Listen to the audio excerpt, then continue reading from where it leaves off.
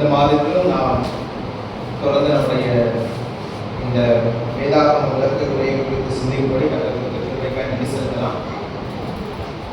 நாம் இந்த 4 திறன்களை பற்றி நாம் சிந்திக்க போகிறோம். அதில் முதல் படியானது கவனிப்பு என்று நான் சொல்லியிருந்தேன். முதலாவது வேதாகமத்தை நன்கு கவனிக்க வேண்டும். அதற்கு ஒரு வசனமானது தேவனிடத்திலே நாம் ஜெபிக்க வேண்டும். தேவனே, என் கண்களை நீர் வேதத்தின் அதிசயங்களை காணும்படி நீ என்ன செய்யணும்னு சொன்னா என்னுடைய கண்களை திறந்தருளும் அப்படிங்கிற ஒரு ஜெபம் பண்ணணும் அப்படின்னு சொல்லுவோம். இரண்டாவது படி என்னன்னு சொன்னா விளக்கம். கர்த்தாவே, அதை நான் புரிந்து கொள்ள எனக்கு உதவி செய்யும். மூன்றாவது தொடர்பு படுத்துதல். சரியான விளக்கம் உள்ளதா என்பதை நீங்க என்ன செய்யணும்னா வேதத்தினுடைய மற்ற வசனங்களோடும் மற்ற புத்தகத்தோடும் நீங்கள் தொடர்பு படுத்தி மற்ற பகுதிகளுக்கு உங்களுடைய விளக்கம் ஒத்து போகிறதா இல்ல எதிர்மறையாகிறதா என்று சிந்திப்பார். ஆக இது மூன்றாவது படி. நான்காவது படி, நாம் கற்றுக்கொண்டவைகளை வாழ அல்லது பயன்படுத்த முயற்சி செய்வதுதான் இந்த நான்காவது படி. ஆக எந்த படியும் ஒன்றை காட்டிலும் உயர்ந்தது கிடையாது, தாழ்ந்தது கிடையாது. எல்லாமே எப்படிப்பட்டதுதான் பொதுவான அல்லது ஈக்குவலான ஒரு இம்பார்ட்டன்ட் உள்ள ஒரு காரியம். ஸோ நாம முதல் ஸ்டெப்ல தான் நாம இருக்கோம். ஸோ அந்த முதல் ஸ்டெப்ல நாம என்ன சிந்திக்க போறோம் சொன்னா அப்சர்வேஷன். எப்படி வேதாகமத்தை நாம கவனிக்கணும், என்னெல்லாம் கவனிக்கணும் அப்படிங்கிறத நாம என்ன செய்ய போறோம்னா சிந்திக்க போறோம். ஸோ இந்த கவனிக்கிறதுல நிறைய விஷயங்கள் உள்ளடக்கும். ஸோ என்னெல்லாம் கவனிக்கணும் அப்படின்னு சொல்லி பார்த்தீங்கன்னா 4 காரியங்கள். ஒன்று சொற்கூறு அப்படின்னு சொல்லுவாங்க, மற்றொன்று கட்டமைப்பு, மூன்றாவதாக இலக்கிய வடிவங்கள், நான்காவது சூழ்நிலை அப்படின்னு சொல்றாங்க. ஸோ இந்த 4 விஷயத்தை நீங்க என்ன செய்யணும்னா வேதாகமத்துல இருந்து கவனிக்கணும்.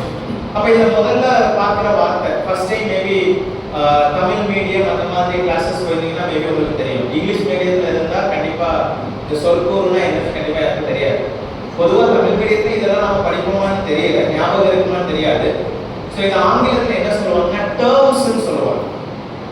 சில முக்கியமான டேர்ம் அப்படின்னு சொல்லுவாங்கல்ல, அதை தான் நான் தமிழ்ல சொற்கூறுன்னு போட்டிருக்கேன். ஏன்னா எனக்கும் தெரியாது, அதனால தமிழ்ல கிளாஸ் எடுத்ததுனால இதை டிரான்ஸ்லேட் பண்ணனால இப்படி எடுத்துருக்கு. ஸோ இதனுடைய அர்த்தம் என்னன்னா ஆங்கிலத்தில் டேர்ம்ஸ்ன்னு சொல்லுவோம், முக்கியமான சில டேர்ம்ஸ். ஸோ அதுதான் ஃபர்ஸ்ட் திங். என்ன கவனிக்கணும்னா முக்கியமான சில சொற்கூறுகளை நீங்க கவனிக்கணும். இரண்டாவது பாத்தீங்கன்னா கட்டமைப்பு. கட்டமைப்புனா என்ன அப்படின்னு கேட்டீங்கன்னா ஸ்ட்ரக்சர். இப்போ ஒரு பில்டிங் கட்டணும்னா ஒரு ஸ்ட்ரக்சர் இருக்கு. ஒரு பில்டிங் பிளான் நீங்க வாங்குறீங்கன்னு சொன்னா எல்லாத்துக்கும் என்ன இருக்கு? ஒரு ஸ்ட்ரக்சர். அந்த ஸ்ட்ரக்சர் அடிப்படையில் தான் என்ன செய்வீங்க? ஒரு காரியத்தை செய்வீங்க. அப்ப வேதாகமத்தை நீங்க பார்க்கும் பொழுதும் அங்கே சில ஸ்ட்ரக்சர் இருக்கிறத நீங்க பார்க்கணும். அதாவது கட்டமைப்பு, எப்படி அந்த வசனம் கட்டமைக்கப்படுகிறது, எப்படி அந்த தலைப்பு கட்டமைக்கப்பட்டிருக்கிறது, அல்லது எப்படி எந்த சூழ்நிலையில அல்லது எந்த நேரத்துல எந்த மாதிரியான காலகட்டத்தில் இந்த வார்த்தைகள் கட்டமைக்கப்பட்டிருக்கிறது அப்படின்னு சொல்லிட்டு நீங்க பார்க்கணும். மூணாவது என்னன்னு சொன்னா இலக்கிய வடிவம். முன்னாடியே நான் சொன்னேன், வேதாகமத்துல அநேக இலக்கியங்கள் இருக்கு.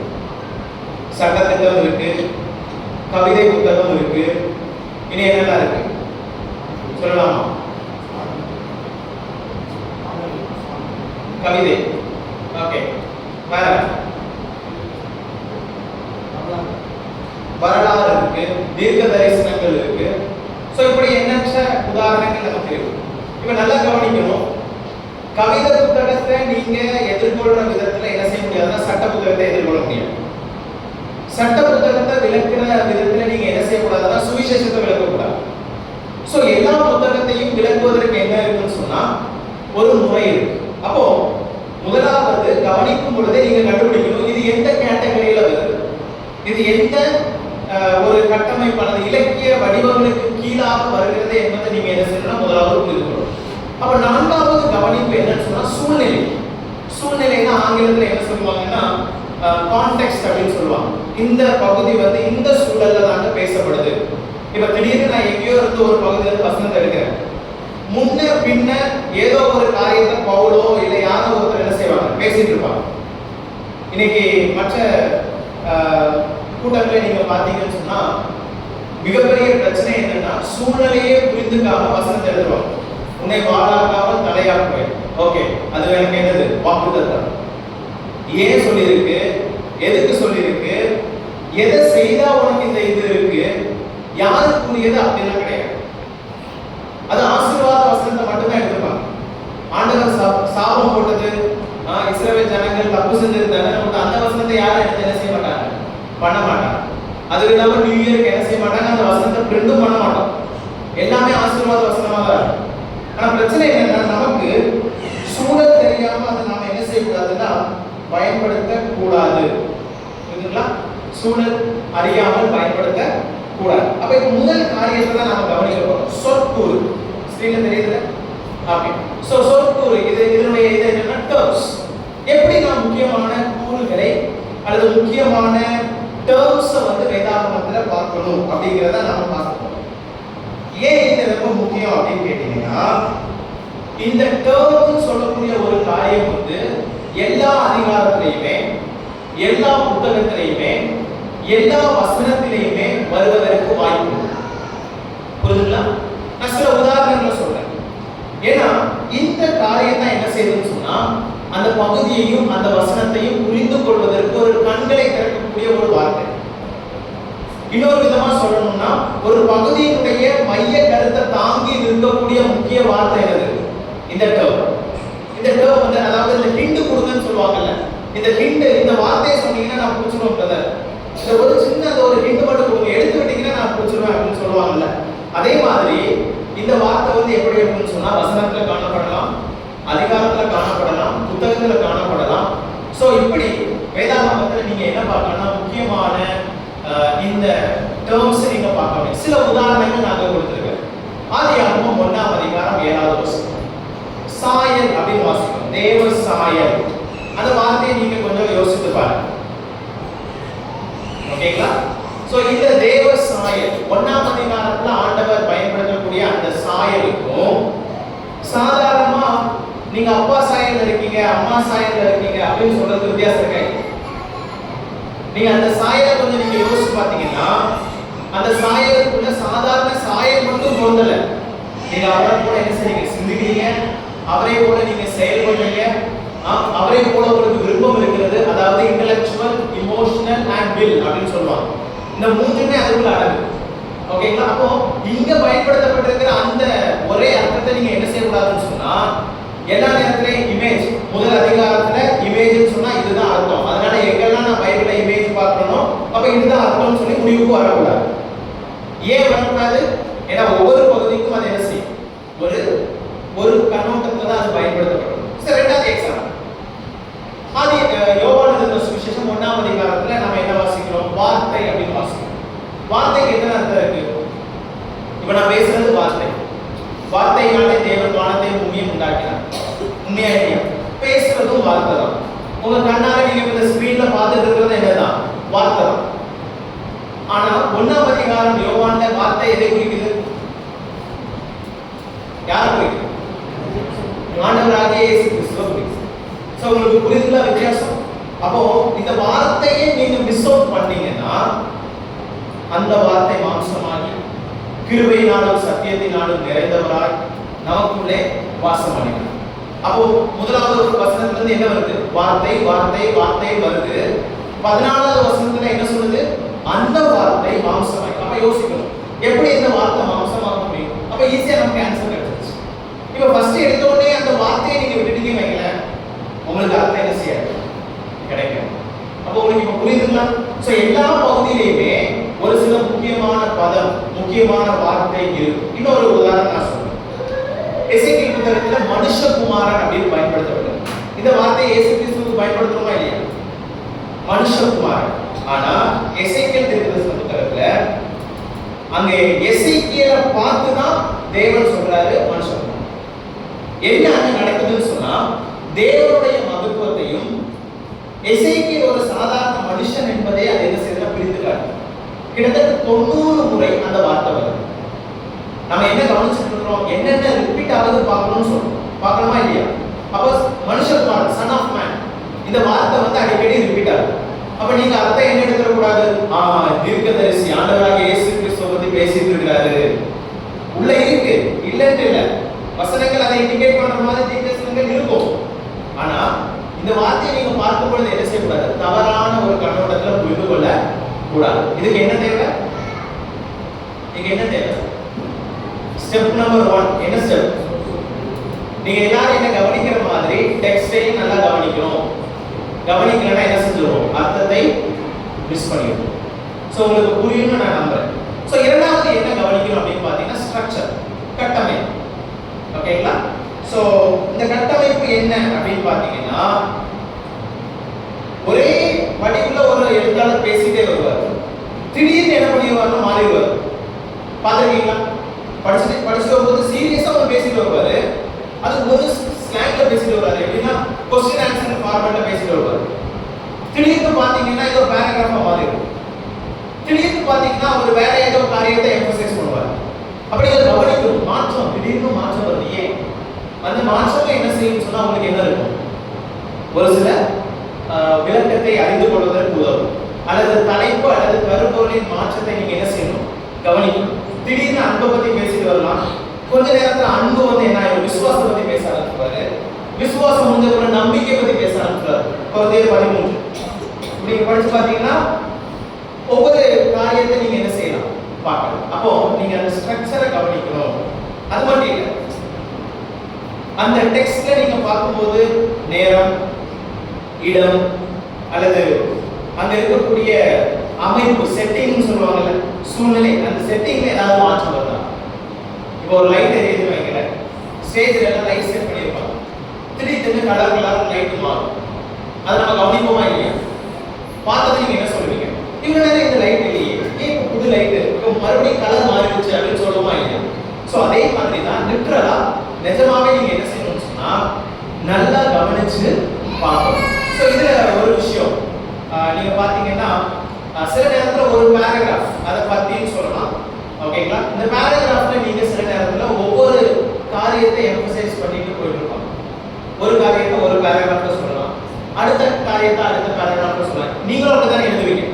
இப்போ ஏதோ ஒன்று எழுத வரணும்னு சொன்னா ஒரே காரியத்தை 10 பேராகிராஃப்லயே மென்ஷன் பண்ணுவோமா, இல்ல ஒரு விஷயத்தை ஒரு பேராகிராஃப்ல, அடுத்த விஷயத்தை நம்ம என்ன செய்வோம் அடுத்த பேராகிராஃப்ல. ஸோ இந்த மாதிரி என்ன செய்வாங்கன்னா சில எழுத்தாளர்கள் பயன்படுத்துவாங்க. இன்னொரு எக்ஸாம்பிள் என்ன அப்படின்னு பாத்தீங்கன்னா, மீண்டும் மீண்டும் சில வார்த்தைகள் வரும். மீண்டும் மீண்டும் சில வார்த்தைகள். எக்ஸாம்பிள் அங்க போட்டிருக்கேன். சங்கீதம் 136 எந்த வார்த்தை மறுபடியும் வரும்? அவர் கிருபை என்றுள்ளது. அவர் கிருபை என்றுள்ளது. அது எத்தனை அடிக்கடி எல்லா வசனத்திலையும் வரும். பாத்திருக்கீங்களா?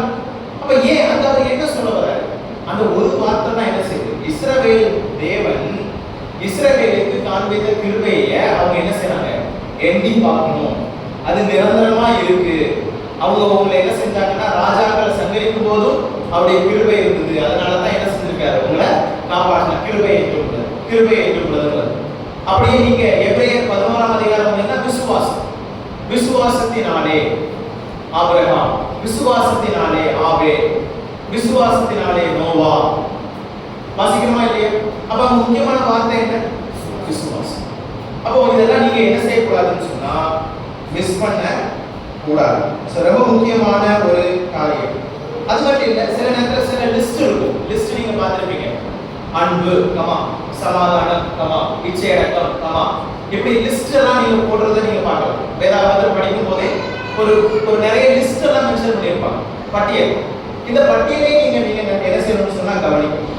சில இடங்கள்ல நீங்க பாத்தீங்கன்னா சில ஒரு காரியத்தை சொல்லியிருக்கும், அதனுடைய விளைவையே அடுத்த வருஷம் சொல்லும். காஸ் அண்ட் எஃபெக்ட் அப்படின்னு சொல்லுவோம். ஏன் இந்த சம்பவம் நடக்குது அதையும் நீங்க என்ன செய்யணும்னா பார்க்க வேண்டியது அவசியம். ஸோ முக்கியமா நீங்க பாத்தீங்கன்னா எழுத்தாளருடைய மிக முக்கிய கருத்தையும் அவருடைய நோக்கத்தையும் நீங்க என்ன செய்யலாம் இதுல நீங்க பார்க்கணும். ஸோ தொடர்ந்து நீங்க பார்க்கும் பொழுது இலக்கிய வடிவம். அடுத்த நீங்க என்ன கவனிக்கணும்னா இலக்கிய வடிவம். நீங்க போட்டிருக்கிறத நீங்க பார்க்கலாம். கதை, நியாயப்பிரமாணம், கவிதை, ஞான புத்தகம், விஸ்டம் அப்படின்னு சொல்லுவாங்க, தீர்க்க தரிசனம். அப்புறம் நீங்க பாத்தீங்கன்னா தீர்க்க தரிசன வெளிப்பாடு, சுவிசேஷங்கள், உவமைகள், கடிதங்கள், இதெல்லாம் புத்தகத்துல இருக்கா இல்லையா பைபிள்? சோ இதையும் நீங்க என்ன செய்யணும் கவனிக்கணும். சும்மா நாம என்ன செய்யக்கூடாதுன்னா ஏதோ ஒரு முறையிலிருந்து எடுக்க கூடாது. ஏன் அப்படின்னா யூதர்களுக்கும் இஸ்ரவேலர்களுக்கும் அவங்களுக்கு என்ன இருந்துச்சு? கவிதைகளுக்கு விளக்கம் கொடுக்கிற சில முறைகள் இருந்துச்சு. கவிதை எழுதும் போது சில முறையின்படி தான் அவங்க என்ன செய்றாங்க, எழுதுறாங்க. அப்போ அந்த முறையின் அடிப்படையில தான் நாம என்ன செய்யணும்னு சொன்னா அறிந்து கொள்ளணும். நான்காவது நீங்க எதை கவனிக்கணும்னா சூழல். இதான் என்ன சொல்லுவாங்கன்னா கான்டெக்ஸ்ட் அப்படின்னு சொல்லுவாங்க, சூழல். அப்ப இந்த சூழல் அப்படின்னு சொன்னா என்ன அப்படின்னு பாத்தீங்கன்னா, பொதுவாகவே நீங்க எந்த வசனத்தை எடுத்தாலும் ஒரு சூழலின் அடிப்படையில தான் எழுத்தாளர்கள் எழுதியிருப்பாங்க. உதாரணத்துக்கு இந்த சூழலை நீங்க எங்கெல்லாம் பார்க்கலாம் அப்படின்னு பாத்தீங்கன்னா, ஒரு வேத பகுதியின் மனநிலையை புரிந்து கொள்ள சூழல் அவசியம். ஏன் ஒரு பாயிண்ட வந்து எழுத்தாளர் சொல்றாரு, எந்த ஒரு பின் நோக்கமும் இல்லாம என்ன செய்ய மாட்டாங்க, சும்மா சொல்வதற்கு வாய்ப்பு கிடையாது. ஏன்னா புத்தகம் யாருக்காக எழுதப்பட்டது, இஸ்ரவேலர்களுக்காக எழுதப்பட்டிருக்கிறது. ஏதோ ஒரு பிரச்சனையை சரி செய்வதற்காக தான் சில புத்தகங்கள் என்ன செஞ்சிருக்கு, எழுதப்பட்டிருக்கு. இப்ப கலாத்தியர் பாத்தீங்கன்னா அங்க நிறைய பிரச்சனை இருந்துச்சு. சுவிசேஷத்தை விட்டுட்டு இவ்வளவு சீக்கிரமா என்ன செய்யற, வழிவிலகி போறியே. அதனால பவுலுடைய கோபமே என்னது வரதை நீங்க பார்க்கலாம். புத்தி இல்லாத கலாத்தியர்களே, நான் உங்களை பிரசவ வேதனைப்பட்டு கஷ்டப்பட்டு என்ன செய்யறேன், பெற்றெடுத்தேன். ஆனா இவ்வளவு சீக்கிரமா நீங்க விலகி போவீங்கன்னு எனக்கு தெரியாது. ஆனா நாம எப்படி படிப்போம் தெரியுமா, ஏதோ எந்த ஒரு புரிதல் இல்லாம சும்மா பிளைனா படிப்போம். அப்ப படிக்கும்போது என்ன செய்யறதுன்னா நமக்கு அது பொதுவாக விளங்கலாம். அப்ப இங்க நீங்க பாத்தீங்கன்னா சூழல் ரொம்ப முக்கியம். ஏன்னா அதனுடைய மனநிலை, என்ன எழுத்தாளர் சொல்ல வர, அவருடைய மைண்ட்ல என்ன இருக்கு, ஓகேங்களா, எழுத்தாளருடைய மனசுல என்ன இருக்கு, ஏன் அவர் அதை எம்பசைஸ் பண்றாரு, அதை நீங்க புரிந்து கொள்ளணும்னா நீங்க இந்த சூழலை கவனிக்க வேண்டும். சூழலை எப்படி கவனிக்கலாம் அப்படின்னு பாத்தீங்கன்னா, ஒரு வசனத்தை படிக்கும் பொழுது முன்னாடி பின்னாடி உள்ள வசனத்தை நீங்க பார்க்கணும். முந்தைய வசனம், பிந்தைய வசனம், இதுல நீங்க என்ன செய்யலாம்னு சொன்னா சூழலை கவனிக்க முடியும். அது மட்டும் இல்லாம நீங்க பாத்தீங்கன்னா அந்த புத்தகத்துல வரக்கூடிய அந்த பேராகிராஃப், ஏன் இந்த பேராகிராஃப் இதுல வருது, ஏன்னா எழுத்தாளர் என்ன செய்வாருன்னு சொன்னா அந்த புக்ல ஒரு நோக்கத்தோட தான் சொல்லிட்டு இருப்பாரு. இப்ப நீங்க ஒன்றியவனை படிச்சு பாத்தீங்கன்னா மெயினா அதுல எது வாசிக்கலாம்னு சொன்னா தேவனாலே பிறந்தவன் அப்படின்னு வாசிக்கும். விசுவாசிகள் இருந்தாரா, அவிசுவாசிகள் இருந்தாரா, விசுவாசிகள் தான் இருந்தாரு. அப்போ அங்க ஒவ்வொரு வசனத்திலே நீங்க இந்த வார்த்தையை பார்க்கலாம், தேவனால் பிறந்தவன் எவனும், தேவனால் பிறந்தவன் பாவம் செய்யான், தேவனால் பிறந்தவன் ஒளியிலே நடக்கிறான், தேவனால் பிறந்தவன் என்ன செய்யறான்னு சொன்னா பாவத்தை ஜெயிக்கிறவனாக இருக்கிறான். இப்படி பல உதாரணங்கள் வர்றதை நீங்க பார்க்கலாம். அப்ப இதுல நீங்க என்ன கற்றுக்கொள்ளணும்னு சொன்னா எதின் அடிப்படையில் அவர் அதை பேசுறாருங்கிறத நீங்க பார்க்கணும். இன்னொரு விதமா சொல்லணும்னு சொன்னா வசனத்துக்கு முன்ன பின்னையும் பார்க்கணும், அந்த அதிகாரத்தையும் நீங்க பார்க்கணும், அதுக்கப்புறம் அந்த புத்தகத்துல என்ன நோக்கத்துல அவர் எழுதுறாருன்றதை நீங்க பார்க்கணும். உதாரணம், நீங்க சுவிசேஷங்களை பாத்தீங்கன்னா மத்தேயுனுடைய நோக்கம் வேற, லூக்காவினுடைய நோக்கம் வேற. இப்ப மத்தேயு வம்ச வரலாறு விளக்கும் போது என்ன செய்யறாருன்னு சொன்னா வேறு கண்ணோட்டத்துல அவர் விளக்குறார். அதே லூக்கா இந்த வம்ச வரலாறு விளக்கும் பொழுது வேறு கண்ணோட்டத்துல விளக்குறார். ஏன் அப்படி? ரெண்டு பேருடைய நோக்கமும் வெவ்வேறு. ரெண்டு பேருமே ஒவ்வொரு குறிப்பிட்ட காரியத்தை என்ன செய்றாங்க, எம்பசைஸ் பண்ணவும் சுட்டி காண்பிக்கவும் வராங்க. அதனால அவங்க என்ன செய்றாங்கன்னா வெவ்வேறு கருத்துக்களை கொண்டு செயல்படுறாங்க. அப்ப நீங்க பாத்தீங்கன்னா அதனுடைய சூழலை நீங்க கவனிக்கணும். எப்படிலாம் பாத்தீங்கன்னா வசனத்துக்கு முன்ன பின்ன, அதுக்கப்புறம் அந்த அதிகாரத்துல நீங்க பார்க்கணும், அப்புறம் அந்த புத்தகத்துல நீங்க பார்க்கணும். அதுக்கப்புறம் நீங்க என்ன செய்யணும்னு சொன்னா, ஒருவேளை யோவான் சுவிசேஷத்தை படிக்கிறீங்கன்னு சொன்னா யோவான் எழுதின மற்ற புத்தகத்தையும் நீங்க பார்க்கறது நல்லது. ஏன்னா அவருடைய கருத்து எப்படி இருக்குன்னு நமக்கு தெரியும். இவ்வளவு பார்த்தா போதுமான்னு கேட்டா இல்ல, வேதாகமத்தை நீங்க பார்க்கணும். ஏன்னா வேதாகமத்துல ஒரே ஒரு லட்சியம் தான், அப்படிதானா, மீட்பின் செய்தியை தான் என்ன செய்யணும், வாசிக்கணும். முழு வேதாகமுமே என்ன செய்யுது, இயேசு கிறிஸ்துவ தான் என்ன செய்யுது, நமக்கு பாயிண்ட் அவுட் பண்ணுது. அப்போ அந்த செய்தியை மாற்றுற மாதிரி எந்த ஒரு செய்தியை நம்ம புதுசா பேச முடியாது. பைபிள் என்ன சொல்லுதுன்னு சொன்னா ஒரு யூனிஃபைடு ஸ்டோரி. அப்படின்னா எப்படி, ஏதோ வேற ஏதோ கதையை பேசல, ஒரே நபரை பத்தி தான் பேசுது. ஆனா வெவ்வேறு எழுத்தாளர்களை கொண்டு என்ன செய்றாங்க, பேசப்படுது. ஆனா இந்த ஸ்டோரியில எந்த ஒரு மாற்று கருத்து கிடையாது. ஏன்னா அது ஆண்டவருடைய ஸ்டோரி. அதுல எந்த ஒரு வித்தியாசமும் இல்லாம என்ன செய்றாங்கன்னா எழுத்தாளர்கள் அருமையாக செய்றாங்க. ஒருவேளை நீங்க சூழலுக்கு புறம்பா ஒரு விளக்கம் கொடுக்க நினைச்சீங்கன்னு சொன்னா என்ன நடக்கும் அப்படின்னு பாத்தீங்கன்னா மிகப்பெரிய ஒரு டேஞ்சர் தான் வந்து சேரும். புரியுதுங்களா? மிகப்பெரிய ஒரு டேஞ்சர்ல நாம போயிடும். முன்னாடி நான் சொல்லியிருக்கேன், தண்ணி தொட்டிக்குள்ள இருக்கிற மீன் எடுக்க வெளியில போறதுக்கு சமானம். இல்ல ஒரு கட்டிடத்துல இருக்கிற ஒரு 10 செங்கலை ஆங்காங்க வெளியில எடுக்கிறதுக்கு சமம். இதனால நீங்க யோசிச்சு பாருங்க, ஏதாவது அழகு கொடுக்குமா? வெளியில அழகு கொடுக்கும்னு நினைக்கிறீங்க? திடீர்னு ஒரு 4 செங்கலை நாம எடுக்கிறோம், ஏதாவது இருக்கும்? இல்லை. இப்போ ஒவ்வொரு எழுத்தாளருமே அவங்களுடைய காரியங்களை என்ன செய்யறாங்கன்னா ஒவ்வொரு கட்டமைப்போடு விளக்கம் கொடுக்குறாங்க. அவங்க சும்மா டைம் பாஸுக்கு ஆங்காங்க என்ன செய்யணும்னா பேசுறாங்க. இன்னைக்கு நிறைய பேருக்கு தப்பு பண்ணுவாங்க. என்னன்னு சொன்னா ஆதியாகமத்துல எடுப்பாங்க, திடீர்னு பார்த்தா எங்கேயோ அடுத்த புத்தகத்துக்கு போயிடுவாங்க, ஜம்ப் பண்ணிட்டே இருப்பாங்க. எங்கேயுமே என்ன செய்ய மாட்டாங்கன்னா ஒரு காரியத்தை நின்று பேச மாட்டாங்க. ஒரு 20 வசனத்தை எடுக்கிறாங்கன்னா 20 டாபிக்ல பேசியிருப்பாங்க. புரியுதுங்களா? 20 வசனத்தை எடுக்கும்போது 20 பாயிண்ட் வரும். அதுல தப்பு இல்லை. நீங்க டாபிக்கலா ஒரு தலைப்பின் அடிப்படையில பேசுறீங்கன்னா தப்பு கிடையாது. ஆனா அந்த வசனத்தை அதன் அடிப்படையில புரிந்து கொள்ளாம விளக்கம் கொடுத்தோ இதை இப்படி நீங்க வாழுங்கன்னு சொல்றது தவறான வழிக்கு உங்களை அழைச்சு.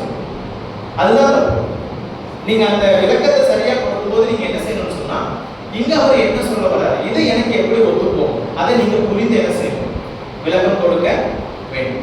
சோ வேதாகமத்தை சம்டைம்ஸ் தவறாக சூழலுக்கு வெளியில நாம இருந்து எடுத்தோம்னு சொன்னா பிரச்சனைகள் வருவதற்கு அதிக வாய்ப்புகள் ஏற்படும். அதுல எந்த மாற்று கருத்தும் இல்லை. சோ ஒரு எக்ஸாம்பிள் என்ன அப்படின்னு பாத்தீங்கன்னா சூழல் நம்ம என்ன செய்யணும், கட்டுப்படுத்த வேண்டும். சூழல் நம்மை கட்டுப்படுத்த வேண்டும். ஒரு உதாரணத்துக்கு நான் சொல்றேன். கலாத்தியர் 5ஆம் அதிகாரம் 4வது வசனம், கிருபையை நின்று விலகி போனீர்கள் அல்லது கிருபை நின்று நீங்கி போனீர்கள், அது ரிலேட்டடா ஒரு வசனம் இருக்கு. இப்போ இந்த வசனத்தை நீங்க தனியா சூழல் தெரியாம எடுத்து பேசுனீங்கன்னா ஒரு மனுஷன் கிருபையை விட்டே போயிட்டான்னு சொன்னா அதை எப்படியெல்லாம் விளக்கலாம் கொஞ்சம் சொல்லுங்க. தப்பான போதனை நீங்க சொல்ல போறீங்க, எப்படியெல்லாம் விளக்கலாம்? இந்த வார்த்தையை நீங்க பார்த்தோன்னு உங்களுக்கு என்ன தோணுது? கிருபையை விட்டு விலகி போயிட்டீங்க அப்படின்னு என்ன சொல்லணும்? தவறான ஆன்சர். நான் கேட்கறது சரியான ஆன்சர் இல்லை. என்ன மாதிரி எல்லாம் நீங்க புரிந்து கொண்டு பேச முடியும்? ஏதாவது பேசலாமே. இங்க படிக்காதீங்க, ஆன்சர் இங்க இருக்கு. ஆன்சர் இதுல இருக்கு. நான் என்ன கேட்கிறேன்னா தவறான கருத்துக்கள். இந்த வசனத்தை பார்த்த உடனே இந்த பாயிண்ட பார்த்தோம்னா உங்களுக்கு என்ன மனசுக்கு வருது? நாம சொல்லுவோம்ல விசுவாசத்தை விட்டு விலகி போயிட்டான் அப்படின்னா அர்த்தம் என்ன? உங்களை பொறுத்த வரைக்கும் அர்த்தம் என்ன? ஓகே, எங்களுக்கு எந்த அர்த்தமும் இல்லை. நீங்களே அந்த அர்த்தத்தை என்ன சொல்றீங்க சொல்லிருங்க. ஓகே. சோ சில நேரத்துல என்ன செய்வாங்கன்னா ஒரு மனுஷன் ரட்சிப்பை இழந்து போயிட்டான் அப்படின்னு கூட யோசிக்க தோணுமா இல்லையா? யூதா புத்தகத்தை படிச்சீங்கன்னா வேதம் சொல்றது காம விகாரத்துக்கு ஏதுவாக கிருபை என்ன செய்யறாங்கன்னு சொன்னா காம விகாரத்துக்கு ஏதுவாக புரட்டினார்கள் அப்படின்னு சொல்லுது. இதெல்லாம் படிக்கும்போது எப்படி இருக்கும்? என்னடா இவ்வளவு பெரிய வார்த்தையெல்லாம் பயன்படுத்துறாங்களே அப்படின்னா ரட்சிக்கப்பட்டவன் போச்சு அவன் வாழ்க்கை. அப்ப அவ்வளவுதான். இதே எவ்வளவு படிச்சீங்கன்னா இன்னும் உங்களுக்கு குளம் என்ன தெரியுமா வரும்? விசுவாசத்தை நீங்க என்ன செஞ்சீங்க? இவ்வளவு பெரிய மகா ரட்சிப்பை நீங்க குறித்து கவலையற்றவர்களாக இருப்பீர்களானால் எப்படி போச்சு? ரொம்ப வார்னிங், அதாவது பயப்படுத்தக்கூடிய சில பேசேஜஸ்லாம் இருக்கு. அப்ப இதெல்லாம் நீங்க படிக்கும்போது இதை எப்படி நீங்க புரிந்து கொள்வீங்க? ஓகேங்களா? சோ இது ஏன் சொல்லப்படுது அப்படின்னு சொன்னா சூழலுக்கு வெளியில நீங்க எடுத்து பேசுனீங்கன்னா தவறான போதைகளை கொண்டு வரலாம். அப்ப இந்த புத்தகத்தினுடைய சூழலை நோக்கில் கொண்டு நீங்க பேசுனீங்கன்னு சொன்னா இங்க பிரச்சனை என்ன? ஒரு சில கூட்டம் என்ன சொல்லிட்டு இருக்குதுன்னு சொன்னா நீங்க என்ன செய்யலாம்னா விருத்த சேதனத்தை என்ன செய்யலாம், கடைபிடிக்கலாம். அப்போஸ்தலர்களுடைய அதாவது சொன்ன டீச்சிங்ஸ் மட்டும் போதாது அப்படின்னு சொல்ற ஒரு கூட்டம் இருக்கு. இன்னொன்னு நீங்க பாத்தீங்கன்னா பழைய காரியங்களை பின்பற்றுவதற்கு அதாவது வேறொரு சுவிசேஷத்துக்கு அவங்க செவி கொடுத்தாங்கன்னு சொல்லி நாம வாசிக்கிறோம். அப்ப அவன் பவுல் சொல்றாரு இதே தூதர்களே வானத்துல சொன்னாலும் கூட நீங்க என்ன செய்யக்கூடாது, மாற்றக்கூடாது. ஏன்னா அந்த சுவிசேஷத்தை நீங்க என்ன செய்யக்கூடாது, மாற்றக்கூடாது. ஸோ இப்படி பல விஷயங்கள் அவர் அங்க சொல்லிட்டு இருக்காரு. அப்போ இதன் அடிப்படையில தான் அநேகர் என்ன செய்யறாங்கன்னா நியாய பிரமாணத்தின்படி விசுவாசிகளை கட்டுப்படுத்துறதுக்கு முயற்சி செய்யறாங்க. அப்ப பவுல் என்ன சொல்றாருன்னா இப்படி நீங்க செஞ்சீங்கன்னா கிருபையை நின்று நீங்கி போனீர்கள். கிருபையான இலவசமா நம்ம விசுவாசத்தை பெற்றிருக்கிறோம், ரட்சிக்கப்பட்டிருக்கிறோம். இப்ப மறுபடியும் நீங்க கிரியையை கொண்டு வந்து சேர்த்தீங்கன்னு சொன்னா இது எதற்கு சமம்? கிடைச்ச கிருபையை வேண்டாம் விடுறதுக்கு தானே சமம். கிருபையினால இலவசமா அவர் என்ன செய்யறாருன்னு சொன்னா சொல்ல வர்றதை நீங்க பார்க்கணும். அப்ப சில சிறந்த கவனிப்புக்கான சில பரிந்துரைகள், என்ன பரிந்துரைகள்னா எப்படி கவனிக்கலாம் அப்படின்னு பாத்தீங்கன்னா, உங்களுடைய கன்வீனியன்ட் தான், இது கட்டாயம் கிடையாது.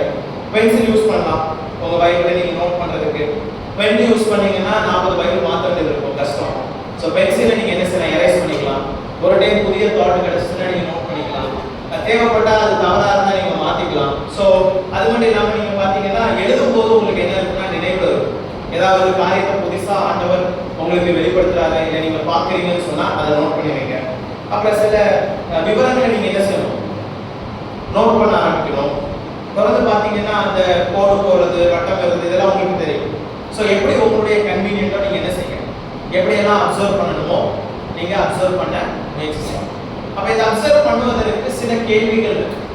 சிறந்த அப்சர்வேஷன், அதாவது நீங்க பெஸ்டா பைபிள்ல நிறைய விஷயத்தை நான் கண்டுபிடிக்கணும், நிறைய விஷயத்தை நான் கவனிக்கணும் அப்படின்னு ஆசைப்பட்டீங்கன்னா சில கேள்விகளை நீங்க கேட்கும்போது உங்களுக்கு என்ன இருக்கும், நிறைய பதில்கள் வரும். என்ன கேள்வி அப்படின்னு கேட்டீங்கன்னா, எங்கே, எப்போது, யார், எப்படி, என்ன, ஏன். இப்ப இது ஜஸ்ட் மொட்டையா இருக்கு. நீங்க என்ன செய்யலாம்னு சொன்னா, எங்கே இந்த சம்பவம் நடக்கிறது, புரியுதுங்களா? அப்ப உங்களுக்கு பதில் கிடைக்குமா இல்லையா அங்க பார்க்கும்போது. யார் இதில் முக்கியமான பங்கு வகிக்கிறது, யார் இந்த வார்த்தையை பேசினது, யார் யாரிடம் சொன்னது, ஏன் இதை அவர் பேசுகிறார், புரியுதுங்களா?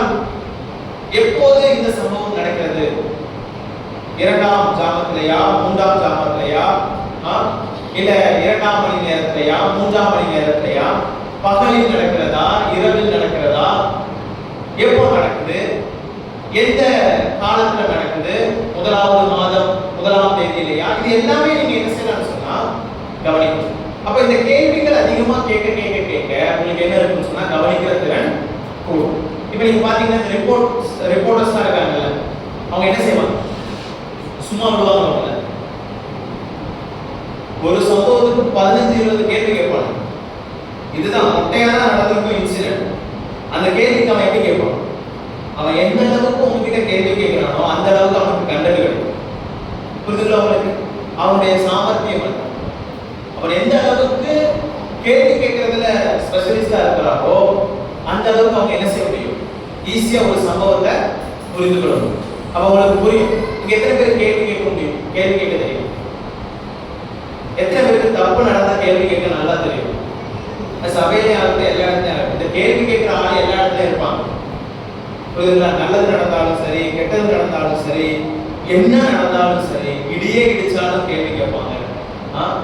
அவங்கள திருந்தவே முடியாது. நானும் ஒன் சொன்ன டைம் அப்படிதான் இருந்தேன், புரியுதுங்களா? அந்த இளமையில அந்த பிளட் வந்து பாயில் ஆகும்ல, ஏதாவது தப்பு நடந்தா உடனே போகணும், நீங்க எல்லாம் பெர்ஃபெக்டா, ஏன் இப்படி செய்கிறீர்கள், உங்களுக்கு மனசாட்சி இல்லையா? வயசு வரவங்களாம் பார்க்கறது கிடையாது, யாரா இருந்தாலும் கொஸ்டின் கேட்குறது. நீங்க தப்பு பண்றீங்க, நீங்களாம் எங்களுக்கு சொல்லி தரதுக்கு ரைட் இல்லை, இப்பெல்லாம் நான் கேட்க நாள் உண்டு. என் வாய் கண்ட்ரோல் ஆனதுக்கு காரணமே பைபிள் காலேஜ் போனதான். ஆனா இப்ப அதே வாய் வேற விதமா பயன்படுத்துறாரு ஆண்டவர். புரிதுங்களா உங்களுக்கு? நம்ம எதா இருந்தாலும் கேள்வி கேட்கிறார். எதெல்லாம் உங்களுக்கு வீக்கா இருக்கோ, எதெல்லாம் உங்களுக்கு ரொம்ப இடையூறா இருக்கோ அதை பாசிட்டிவா மாற்றி வைக்கணும். புரிதுங்களா? கேள்வி கேட்கிறேன். யாருமே இங்க சொல்லாங்க கேள்வி கேட்க எனக்கு தெரியாது.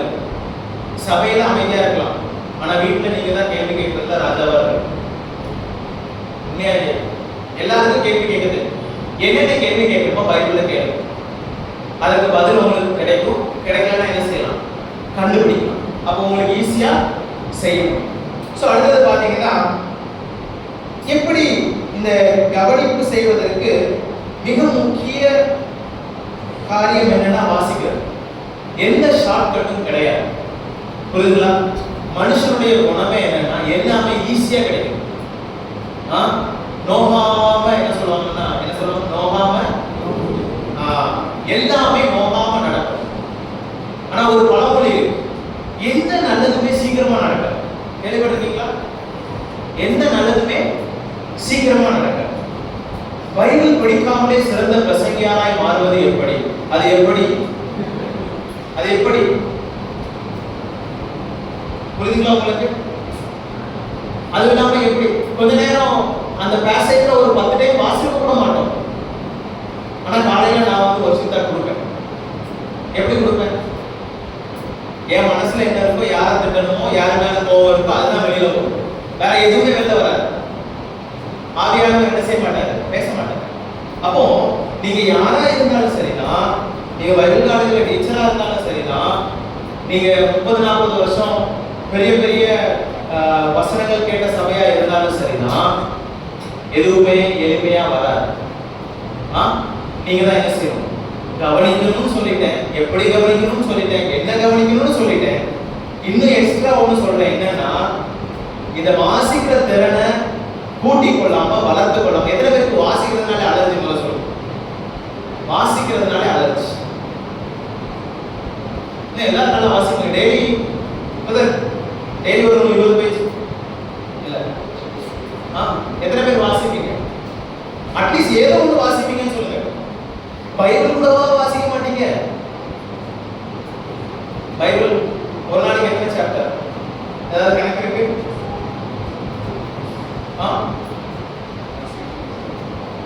அங்கிள் சொல்றாங்க யாரும் வாசிக்க மாட்டாங்க, அதனாலதான் நாங்களே வாசிக்கிறோம் டெய்லிங்க அப்படின்னு. ஓகே, சோ வாசிக்காம என்ன செய்ய முடியாதுன்னா, வித்தவுட் அதான் சொல்லுவாங்க, வித்தவுட் ரீடிங் நோ லீடிங். புரியுதுங்களா? Without reading no leading. படிக்க தெரியாதவங்களை விட்டுருவோம். ஓகேங்களா? படிக்க தெரியாதவங்களை விட்டுருவோம். இப்போ உங்க சகோதரனோ உங்க வீட்டுல இருக்கிற யாரோ உங்களை என்ன செய்யறாங்கன்னா சொத்து விஷயத்துல ஏமாத்த பார்க்கறாங்க. பத்திரத்துல ஏதோ ஒரு தேவையில்லாத வேலையை பண்ணிட்டாங்க. சைன் போடும். எத்தனை பேர் 3 வாட்டி படிப்போம்? அதை எத்தனை பேர் படிப்போம்? எனக்கு இந்த விஷயத்துலாம் ஈடுபாடு இல்லை. சமீபத்தில் எங்க வீட்டுல இந்த பத்திர விஷயத்துல ஒரு சின்ன பிரச்சனை வந்துச்சு. என் தம்பி வெளிநாட்டுல இருக்கான். அங்க இருந்துட்டு அவன் என்ன படுத்தின பாடம் இருக்கே, படிச்சியா, ரீட் பண்ணியா, இன்னைக்கு உனக்கு அதனுடைய பிரச்சனை தெரியாது. இப்போ நான் சொல்ல உன் வீடு தானே, நீ தான் கஷ்டப்படணும், எனக்கு பிரச்சனை இல்லை. அப்படியா? அப்போ நாளைக்கு உரிமை கொண்டாட மாட்டியா? புரிதுங்களா உங்களுக்கு அதனுடைய சீரியஸ்னஸ்? ஆனா வெறும் 2 பேஜ் தான். எனக்கு பார்த்தாலே அலர்ஜியா இருக்கும். மற்ற ஃபார்மேட்டை படிக்கிறதுக்கு எனக்கு அலர்ஜியா இருக்கும். நீங்க யோசிச்சு பாருங்க, இந்த மாதிரி எப்படி கொடுத்துருவீங்களா? இல்ல. அப்ப ஆண்டவர் கொடுத்த இந்த அன்பு கடிதத்தை நீங்க என்ன செய்யணும்னு சொன்னா வாசிக்கணும். அப்ப எப்படி வாசிக்கணும் நான் குயிக்கா சொல்லிடுறேன். ஓகேங்களா? இதோட எக்ஸ்பிளனேஷன் நாம பார்க்கலாம். ஆனா நான் குயிக்கா சொல்லிடுறேன், நீங்க மனதில் நிறுத்திக் கொள்ளுங்க. வாசிக்கணும் தான் பிரதர், வாசிக்கணும்னு சொல்லிட்டீங்கன்னா அது போதும் அப்படின்லாம் கிடையாது. எப்படி வாசிக்கணும் அப்படின்னு சொல்லிட்டு நான் எக்ஸ்பிளனேஷன் கொடுப்பேன். நிறைய விஷயங்கள் இருக்கு. நம்பர் 1, சிந்தனையுடன் வாசிக்கணும். என்னைக்காவது வாசிருக்கோமா? யோசிச்சு பாருங்க. கேள்வி, சிந்தனையுடன் வாசிக்கணும். இதனுடைய எக்ஸ்பிளனேஷன் நாம அடுத்த வாரத்துல அடுத்த மாதத்துல நாம பார்க்கலாம். 2வது, மீண்டும் மீண்டும் வாசிக்கணும். ஒரு முறை வாசிப்பதே கடினம், ஆனால் மீண்டும் மீண்டும் வாசிக்கணும் அப்படிங்கறதா 2வது குறிப்பு. 3வது குறிப்பு என்னன்னு சொன்னா பொறுமையாக வாசிக்கணும். புரியுதுங்களா? பொறுமையாக வாசிக்கவும். 4வது, தேர்ந்தெடுத்து வாசிக்கவும். புரியுதுங்களா? தேர்ந்தெடுத்து வாசிக்கணும். எழுதிட்டீங்களா 4 குறிப்பு? ஃபர்ஸ்ட் என்னன்னா சிந்தனையுடன் வாசிக்கவும், 2வது மீண்டும் மீண்டும் வாசிக்கவும், 3வது பொறுமையாக வாசிக்கவும், 4வது தேர்ந்தெடுத்து வாசிக்கவும். இத்தனை வாசிப்பா. ஓகே. 5வது ஜெபத்துடன் வாசிக்கவும், 6வது கற்பனையுடன் வாசிக்கவும்,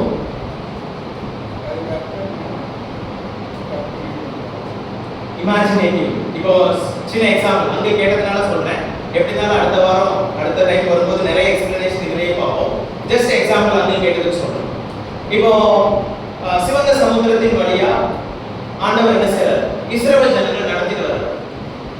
அங்க இருக்கிற எல்லா பெருசுகளும் எப்படி அந்த கடலை கடந்து போயிருக்கும் சொல்லுங்க? எப்படி போயிருக்கும்? பின்னாடி சத்துரு. ஓகேங்களா?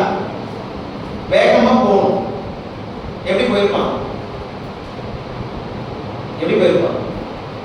பயந்து வேகமா. ஆனா அதுக்கு கூட இந்த குட்டீஸ் இருந்திருக்கும் தெரியுமா? அது எப்படி நடந்திருக்கும்னு நினைக்கிறீங்க? எப்படி நடந்திருக்கும்? திடீர்னு தனியா தொட்டு பார்த்துருக்குமா இல்லையா?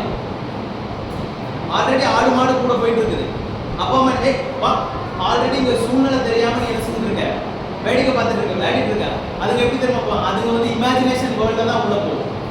ஏன்னா இது வரைக்கும் இந்த சமூகத்தை யாரும் பார்த்தது இல்லையே, நாமும் பார்த்தது இல்லை. ஆனா பின்னாடி சத்துரு வரனால நாம என்ன செய்வோம்? பயந்து ஓடுவோம். ஆனா இந்த குழந்தை என்ன செய்வாங்க தெரியுமா? தண்ணி கண்டிப்பா இப்படி நிற்கும் போது மீன் கூட ஓடி இருக்கலாம், எனக்கு தெரியல. அதான் சொல்ற இமேஜினேஷன். திடீர்னு ஒரு குழந்தை என்ன செஞ்சிருக்கும்? கீழே கொஞ்சம் ஒரு கல் எடுத்திருக்கும், சிப்பி எடுத்திருக்கும். அந்த சிப்பி இப்ப நீங்க கடல் கிட்ட போனீங்கன்னா எடுப்பீங்களா இல்லையா? இப்பவே எடுக்கிறோம், அப்ப பாத்துக்கோங்க. அபூர்வ வாய்ப்பு. புரியுதா? அதனாலதான் செய்தி கொடுக்கும்போது பாத்துருக்கீங்களா, இல்லாதது கூட சிலர் கற்பனை வடிவில் சொல்லுவாங்க, நாங்க கூட சொல்லுவோம். ஆனா சில இடத்துல சொன்னா என்ன கேட்பாங்க? பைபிள் எங்க இருக்குன்னு கேட்பாங்க. நான் மாட்டிருக்கேன் அது மாதிரி.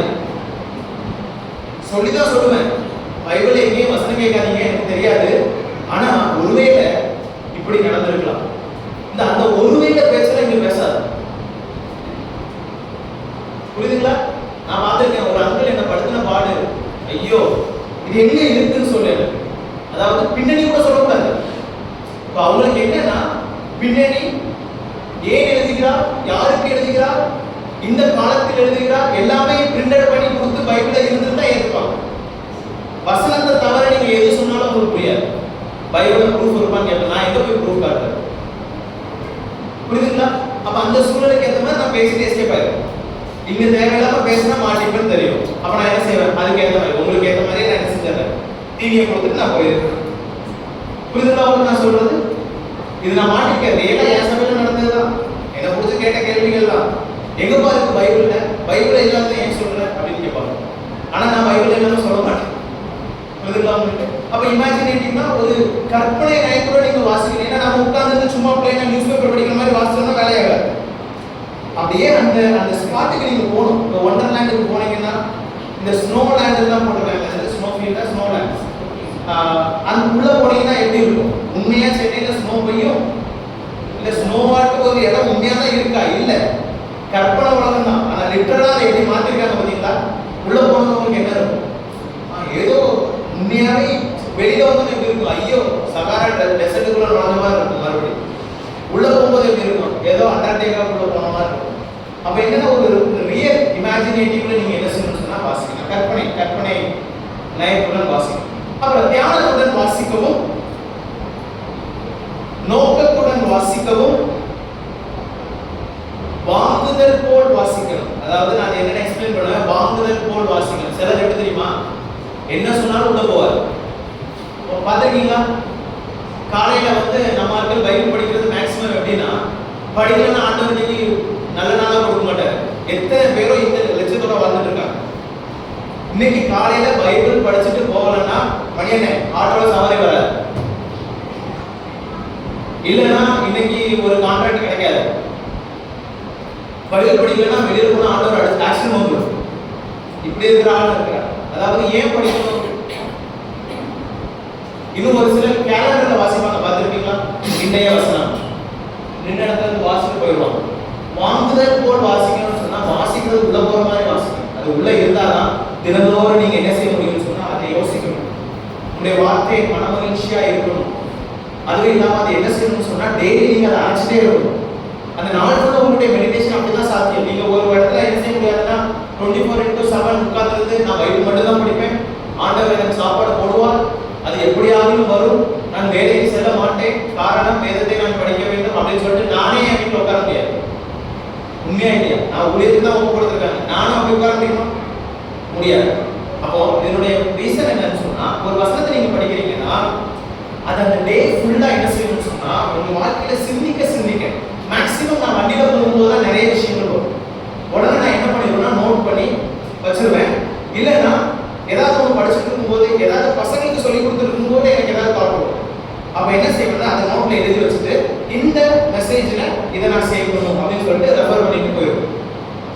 அடுத்தது அதை என்ன செய்வேன்னா அந்த மெசேஜ் கொடுக்கும்போது அதை கனெக்ட் பண்ணி, புரியுதுங்களா?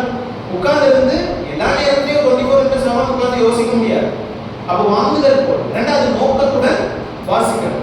அடுத்ததான் நீங்க பார்த்தீங்கன்னா வாங்குதல் போல் வாசிக்கணும். கடைசியா தொலைநோக்கி போல் வாசிக்கணும். ஓகேங்களா? ரீட் டெலிஸ்கோபிக்கலி அப்படின்னு சொல்லுவாங்க. ஸோ அது என்னன்னு நான் உங்களுக்கு என்ன செய்யணும், விளக்கம் கொடுக்குறேன். நான் சீக்கிரமா சொன்னா உங்களுக்கு அதனுடைய முழு அர்த்தம் கிடைக்காது. ஸோ அதனால நான் என்ன செய்யணும், அடுத்த இதில் நான் சொல்லுவேன். ஸோ முடிஞ்ச அளவுக்கு நீங்க என்ன நோட் பண்றீங்களோ அதை தயவு செய்து என்ன செய்யுங்க, அட்லீஸ்ட் ஒரு ஹோம்ஒர்க்கா பண்ணுங்க. ஒரு பகுதி படிக்கும் போது ட்ரை பண்ணி தான் பாருங்க. எத்தனை டைம் தான் பிரசங்கியார்கள் பேசும்போது மட்டும் இது எப்படி இந்த பாயிண்ட் இருந்து கொண்டு வந்தாரு, நம்மளும் அந்த பகுதியை படிக்க தானே செய்வோம். நமக்கு ஏன் இவ்வளோ புதுசு புதுசா தோண மாட்டேங்குது? அதுக்கு ஒண்ணுமே இல்லைங்க, ஒண்ணுமே இல்லை. நான் தான் உங்களுக்கு சீக்கிரட்டா சொல்லி தந்துருக்கேன். ஒண்ணுமே இல்லை. நீங்களும் என்ன செய்யலாம், சூப்பரா பேசலாம். உங்ககிட்ட இருந்து நாங்க என்ன செய்ய முடியும், நிறைய விஷயங்கள் கற்றுக்கொள்ள முடியும். இங்க இருக்கிற எல்லாருமே இந்த மெத்தடை நீங்க ஃபாலோ பண்ணி பாருங்களேன். உங்க யூத் மீட்டிங்ல டிஸ்கஷன் ஆகட்டும், உங்களுக்குள்ள ஏதாவது டிஸ்கஷன் ஆகட்டும், ஒரு வசனத்தை எடுத்து பேசுங்க. உங்களுக்கு என்னென்ன நீங்க பாக்குறீங்களோ சொல்லுங்க. நிறைய ஆன்சர் வரும். இந்த மெத்தட் ஃபாலோ பண்ணுங்க. புரியுதுங்களா? ஸோ தேவன் தாமே இந்த வாசிப்பு முறைகளை நீங்க பயன்படுத்துவதற்கு அனுகிரகம் செய்யும். அதை நாம்